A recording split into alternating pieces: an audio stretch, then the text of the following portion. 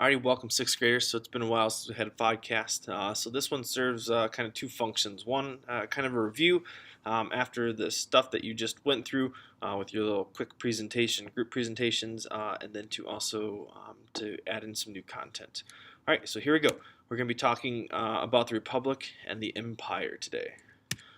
So to quickly talk about the Republic. So this is kind of in a chronological order. So the notes flow from top to bottom, with the top being the earliest and the bottom being the latest. All right, so in your research, you found out about how the story of Rome, who controlled it, which were the Etruscans, the nobility power, but they take it and then the people rise up because of how brutal they are and take it over. These new people, this new group of elites create what we call the Republic, which then has two councils who kind of act as the presidents, if you want, and then there's a senate made up of patricians, or the rich upper noble classes. Okay, so then the normal people of Rome are pretty upset about this and want representation. So they finally get some representation in the Senate, but still aren't happy with that because there's a lot more of them. All these rich people are making the decisions for them. So finally, it's agreed upon, and laws made that a plebeian, or lower class person, can be a consul as well. All right, and then one kind of stipulation within Rome's laws is that if councils could not agree upon a decision or situation, a dictator could be appointed for 6 months to kind of run the republic, so that decisions could be made. This is done. The most famous dictator of all is Julius Caesar, and if you know anything about history, you know that Julius Caesar, while at sometimes was extremely successful and powerful and expanded the republic, he also did a lot of bad things to Rome. And after he was killed by his best friend, stabbed to death, they stabbed him quite a few times. The Republic kind of falls into a civil war, and a lot of that is because Rome and in the Republic does not have like one army. Like today we have like the United States Army, right, run by the government. In Rome, the patricians kind of own their own armies because they need to have vested interest in their lands and stuff. So each kind of patrician or more rich noble class person, senators, they would have had kind of their own standing armies. So depending upon their allegiances, with whom they fall, that's where all this fighting came into. All right, so that's kind of the rise and the fall of the Republic. There's a lot more detail, but again, this is just a quick review. All right, the Empire. Da, da, da, da, da, da, da, da, da. All right. All right, so this one is in a outline form. All right, so starting from the top with number 1, governing the empire, and there's one more slide after this as well. So boundaries and territories. We know that in the Republic, most of the empire was, in the Mediterranean area. As the empire, they expanded. All right, so it stretched again from Britain to Egypt, and as far east as the Atlantic, or as far as west as the Atlantic, and as far east as kind of the Ural Mountain area of Russia. Maybe not quite that far, but pretty far still in certain areas. So they controlled a huge land, a tract of territory. All right. So after the Civil War, a young man by the name of Augustus Caesar, you may recognize the last name because he is actually Caesar's adopted nephew. It's kind of hard to explain in a short vodcast, but he is related to Caesar based on adoption. Okay, so he is elected to kind of be the emperor. He comes up into power, and he does some things that his uncle did not do. One that he showed respect for the Senate. Caesar didn't. That's why he got in a lot of trouble. So he sees the faults of his relative and says, "Hey, you know what? The Senate is the one who truly controls what happens in the empire. So I need to make sure that they get their due justice." And by doing this, the Senate gave Augustus whatever power he wanted. So it was a trade-off. Respect these people, and then you get what you want.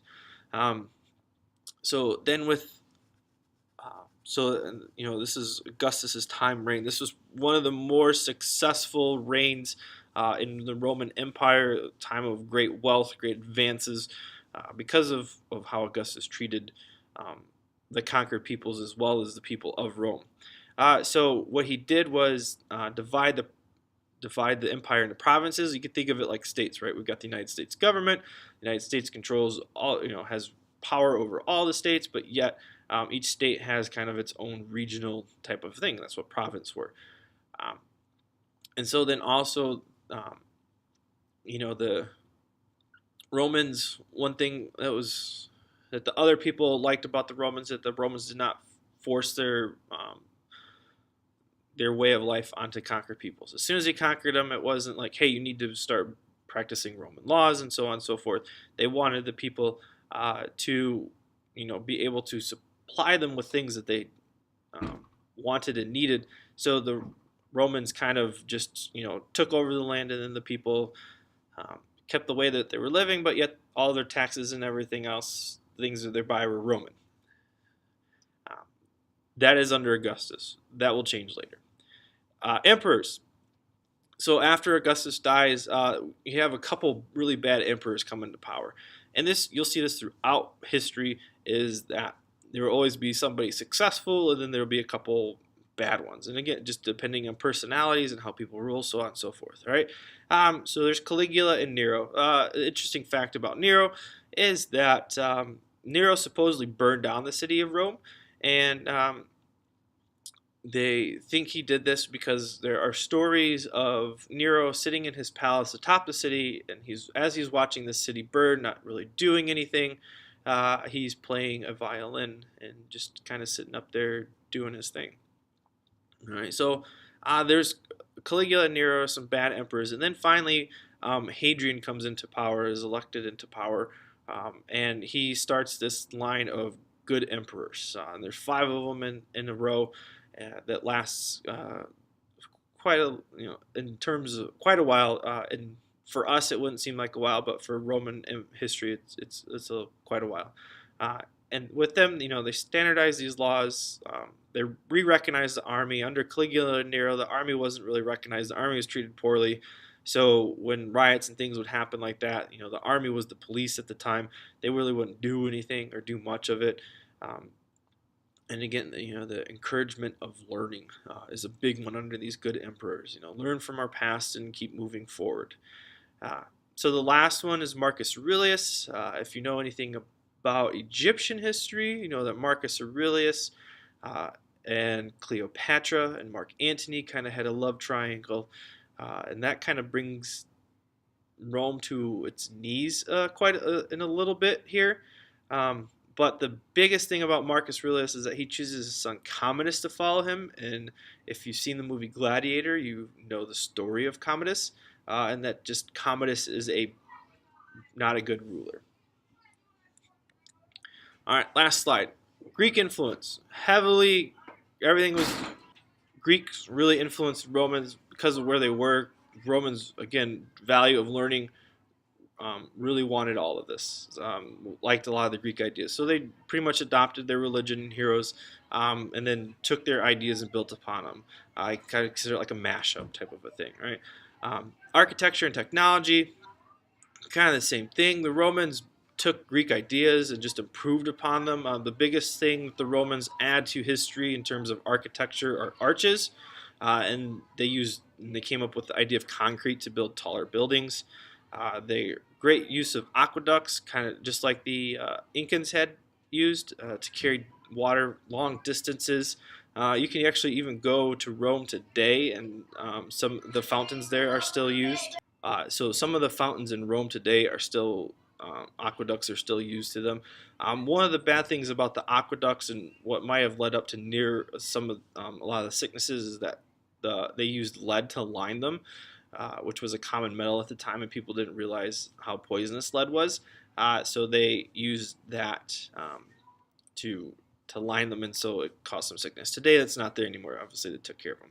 The last important thing are Rome kind of ends with, before the Great Divide, ends with 2 great rulers, Cicero and Justinian, and you can see that there. But the biggest thing is that most of our basic laws are based upon Justinian's code, which we get the word justice from. So that's a big impact that Rome has on us today. Is that a lot of these basic laws and codes were developed at the time of Rome. Please bring your questions to class, and see you then. See you on the flip side.